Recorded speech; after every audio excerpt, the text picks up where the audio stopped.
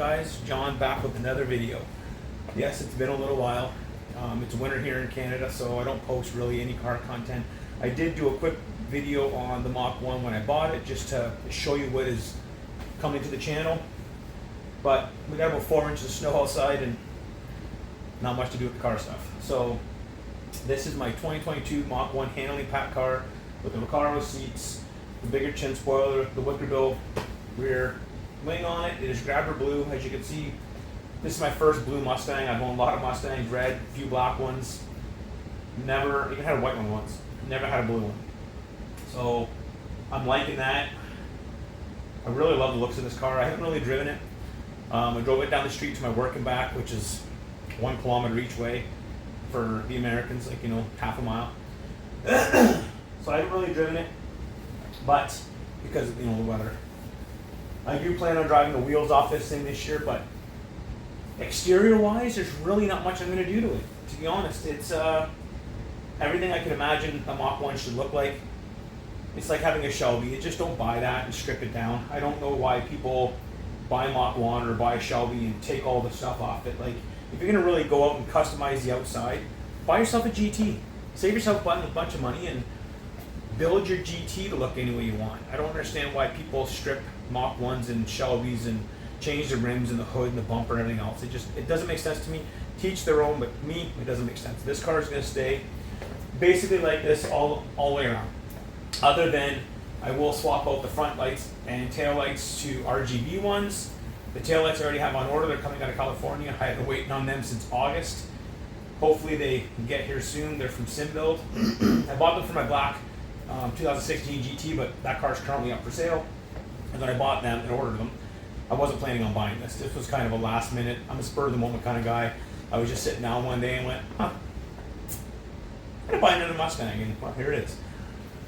So the lights will still look relatively stock until I turn them on, but exterior, yeah, I'm not gonna change much. It's got the 305 front tires, 350 rear tires. I'll probably put 320s when these tires are, you know, done with.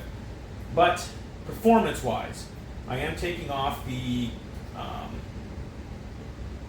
factory resonator on the exhaust. That's coming off. It's going with an H-pipe on it. I've been talking to people on some forums and everything else about putting a cold air intake, which one I should use and everything else, because there don't seem to be very many available for the 2022s and up, whether it's a Mach 1 or just a plain GT. Where my 2016 is parked over here, that had probably 50 different cold air intakes and tunes available, where the Mach 1 in 2022s and such not doesn't have much. So I went onto the forums, talked to them, and a lot of people told me, actually the mass majority, about 99% of the people told me to leave the factory air box, just take out the carbon box and put in a different filter, but leave the factory cold air intake. And then, so I'm probably going to do that because they know more about this generation than I do, where the 16, it needed a cold air intake to make that car alive. This thing's already basically max performance. There's not a whole lot you can do to them. And I even talked to Lund Tuning, because I did want to put a tune on it, and they advised me that unless I'm going to run E85, which is very hard to come by where I live, there's no point in putting a tune, because I'm probably only going to get 5 or 6 horsepower at the rear wheels, which I'm not going to feel. I did talk to Palm Beach and see what their thoughts were. They said that yes, they could get a little bit of power gains, but what I'm going to notice mostly out of that is my shift points. So I don't even know what I'm going to do. I mean, the car's already a lot done to it. I know a few people on the forums I've talked to said still tune it, it will liven the car rate up.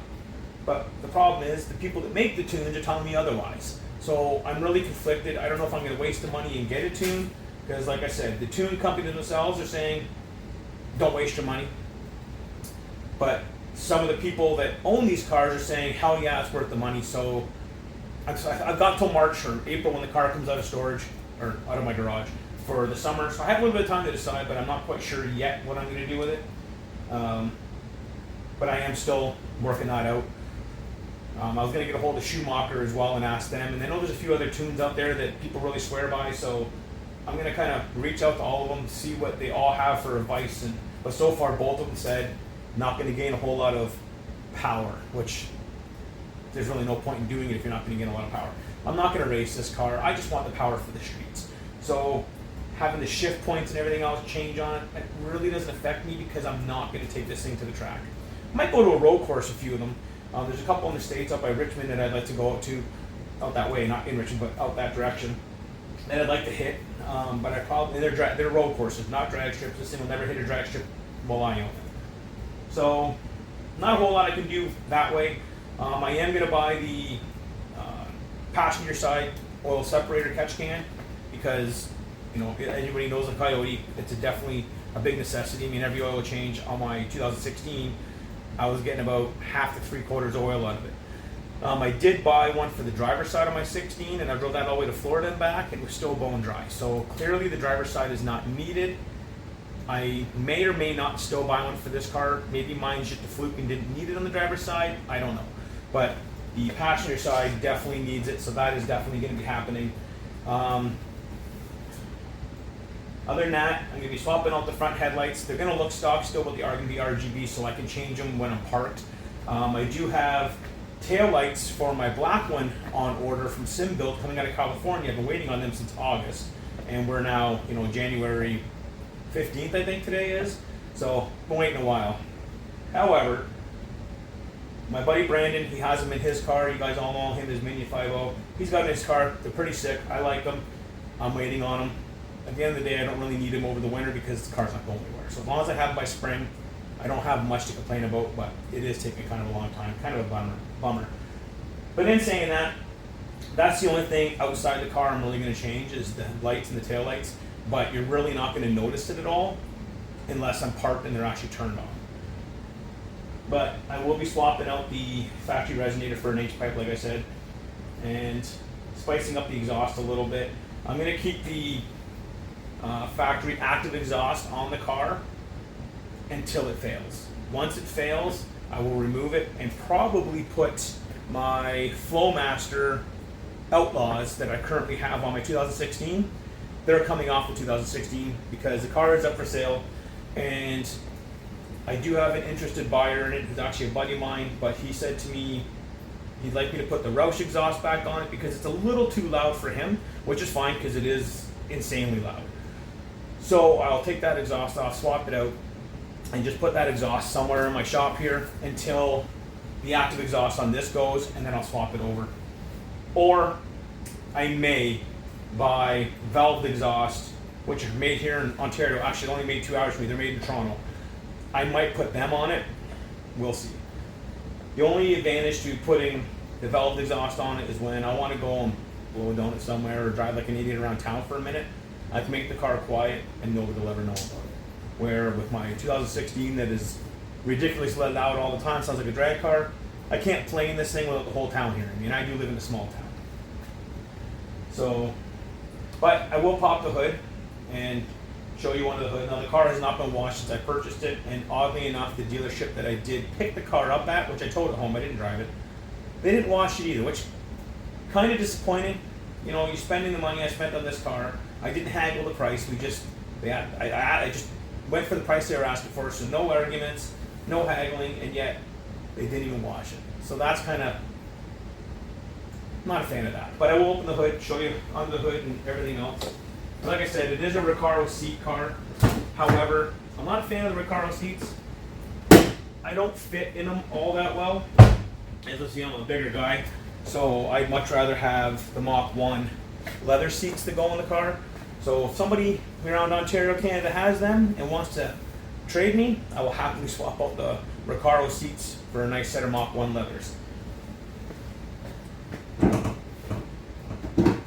The other thing I will be doing to this, because this drives me nuts, is getting rid of this thing and putting the shock tray here, because I had them on that car, on my black car, which you can't see, but it's over there, and I loved it. This stupid hood prop, like, come on. We're not in the 80s anymore. This kind of stuff doesn't need to be on cars. I don't know why cars even come that way anymore. But let me grab the camera and I'll put it down here and you can really see how dirty this engine is. Oh, as you can see, like, look at this dirt. Like, that's ridiculous. The filter is disgusting.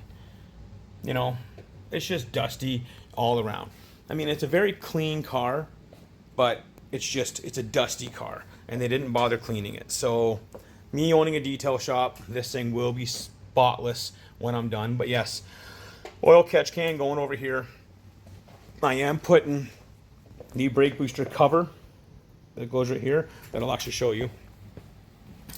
For those that maybe don't know what I'm talking about, or I'm saying it wrong, this right there will be going on, like that same design, on my Mach 1. And yes, as you can see, I'm working on my 16. The alternator started humming when we were on our way home from Florida. So pop the alternator off, getting it rebuilt, because I don't want to sell the car with, you know, a bad alternator. So that's currently getting rebuilt right now. We're going to put it back on and get that underway. So yeah, gonna pull this filter off. I'm just gonna swap that out, put a different one on. But somewhere in here, there is a carbon box, unless they've already removed it and I'm not aware of it, but there's a carbon box in there that restricts horsepower. I'm told up to 10 horsepower. So, you know, you want every horsepower you can get. So I'm gonna take that out, let the car breathe a bit more. But as you can see, the car is really good shape. The windows are tinted. I'm not a fan how dark they are, so that is changing. My tinter's coming actually to my house tomorrow to tint it for me. Take the tint off I have on here and put darker tint. As you can see, it does have the Recaro seats. 16,000 kilometers. And then the, I don't know what you call them, honeycomb style rims, I don't know. The one thing I will be changing on the exterior, which I know I said I won't be doing anything, but I will be doing this. I hate red.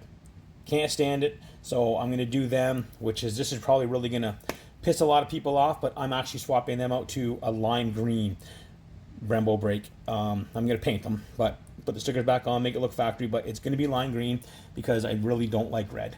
And I know a lot of people out there are going to be like, oh, why are you doing green on the blue? Those contrasts don't match. I don't care. It ain't your car. It's my car. I like green and blue. I like black and green. So even my truck's blue. Once I get around to it and get my summer wheels, the calipers on here are also going to be green. So